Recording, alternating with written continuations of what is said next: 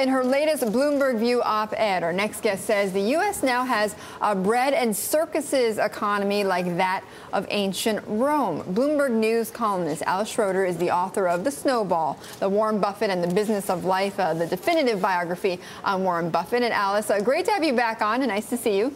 Good morning, Betty. Okay, so this is a bit of a different topic than what we've talked about before, which is, of course, about Berkshire and Warren Buffett.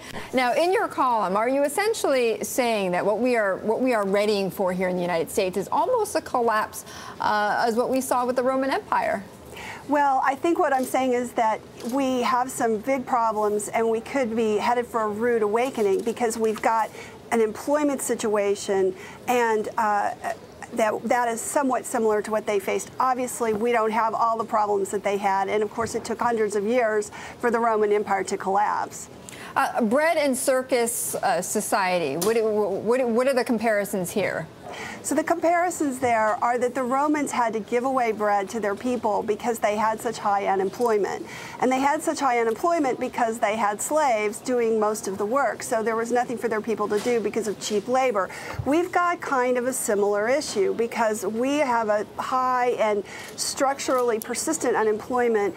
Large developed countries tend to have that happening. And I think we need to start to face that issue that the consumer economy that we have is so dependent on cheap labor, and that creates a situation where we have to consume cheap products, and yet we can't afford to pay for them. And that is something we're going to have to face increasingly in the future. Right, but as you rightly point out in your column, Alice, you know, this is in many ways sort of manufactured by the Roman government, and they lulled them into this sort of complacency.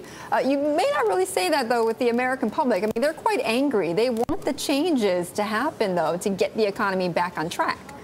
You know, you have a small group of people, or an increasingly large group of people who are very angry. You have the Tea Partiers, but you also don't see anything really happening. You have a stalemate. You have people backing away, and I believe that if you pass balanced budget amendments, you do get some kind of reforms of Medicare. That doesn't solve the employment problem. It's going to be incredibly hard to do that, and I think people are confused about issues of taxes and what that means to jobs. Okay, Alice, thank you. Really appreciate you joining us again. Bloomberg columnist Alice Schroeder.